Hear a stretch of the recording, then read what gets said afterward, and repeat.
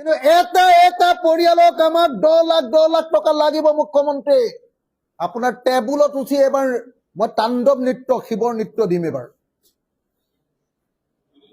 তাণ্ডৱ নৃত্য দিম, মই খালাংকে কৈ দিছো মুখ্যমন্ত্ৰী ডাঙৰীয়া। 15,000 টকাত যদি আমাৰ শিৱসাগৰৰ মানুহক আপুনি জুখিব খুজিছে, তেতিয়াহ'লে এইটো হবলৈ নিদিও মুখ্যমন্ত্ৰী।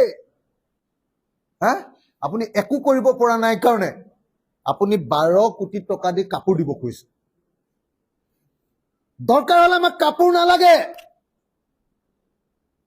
বিজেপিৰ কাপোৰ আমাক দৰকাৰ হলে বুলি কৈছো, নিদিবলৈ কোৱা নাই।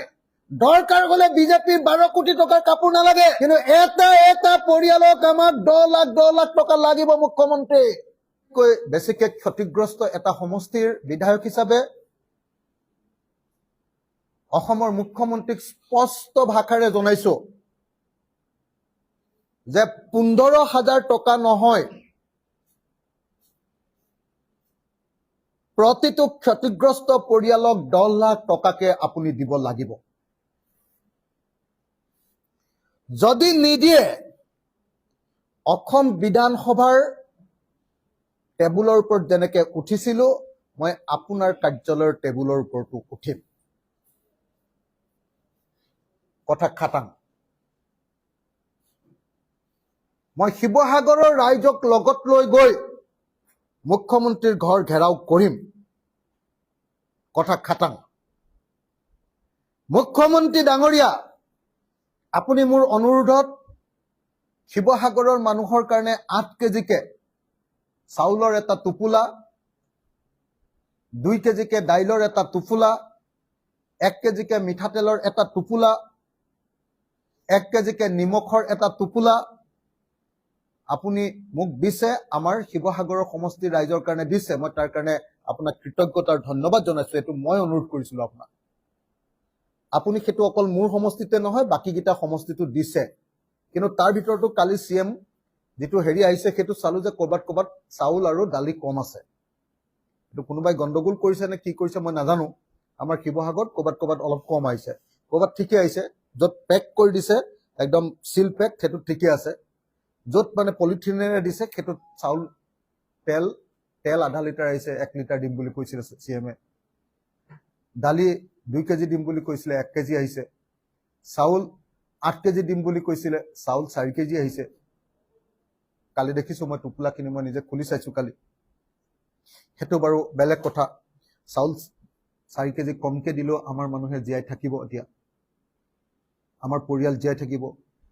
কিন্তু মুখ্যমন্ত্ৰী ডাঙৰীয়া, আপুনি উপলব্ধি কৰিবলগীয়া বিষয়টো হ'ল যে আমি 20 বছৰ মিনিমাম পিছুৱাই গলো। শিৱসাগৰৰ প্ৰত্যেকটো পৰিয়াল, নাজিৰাৰ প্ৰত্যেকটো পৰিয়াল 20 বছৰ পিছুৱাই গলো। এই 20 বছৰ পিছুৱাই যোৱা এটা প্ৰজন্ম, 25 বছৰত এটা প্ৰজন্ম পিছুৱাই যোৱা, এটা জেনেৰেশ্যন পিছুৱাই যোৱা এই পৰিয়ালবিলাকক যদি আপুনি টকা 10 লাখ দিব নোৱাৰে, অৰ্থাৎ মোৰ সমষ্টিত 40,000 হোৱাই নাই চাগে, 30ৰ পৰা 40,000ৰ ভিতৰত 4,000 কোটি টকাৰ যদি ক্ষতিপূৰণ দিব নোৱাৰে, আপুনি কিহৰ মুখ্যমন্ত্ৰী হে? কিহৰ মুখ্যমন্ত্ৰী মই কলো নহয়। আপুনি একো কৰিব পৰা নাই কাৰণে আপুনি 12 কোটি টকা দি কাপোৰ দিব খুজিছে। দৰকাৰ হলে আমাক কাপোৰ নালাগে, বিজেপিৰ কাপোৰ আমাক দৰকাৰ হলে বুলি কৈছো, নিদিবলৈ কোৱা নাই।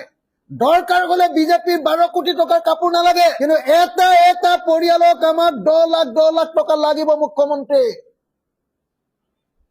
মই আকৌ আগৰ পগলা ৰূপটো ধাৰণ কৰিম নহলে মুখ্যমন্ত্ৰী। আপোনাৰ টেবুলত উঠি এবাৰ মই তাণ্ডৱ নৃত্য শিৱৰ নৃত্য দিম। এবাৰ তাণ্ডৱ নৃত্য দিম, মই খালাংকে কৈ দিছো মুখ্যমন্ত্ৰী ডাঙৰীয়া। 15,000 টকাত যদি আমাৰ শিৱসাগৰৰ মানুহক আপুনি জুখিব খুজিছে, তেতিয়াহ'লে এইটো হবলৈ নিদিও মুখ্যমন্ত্ৰী। আপুনি 10 লাখ টকা এটা পৰিয়ালক দিব লাগিব।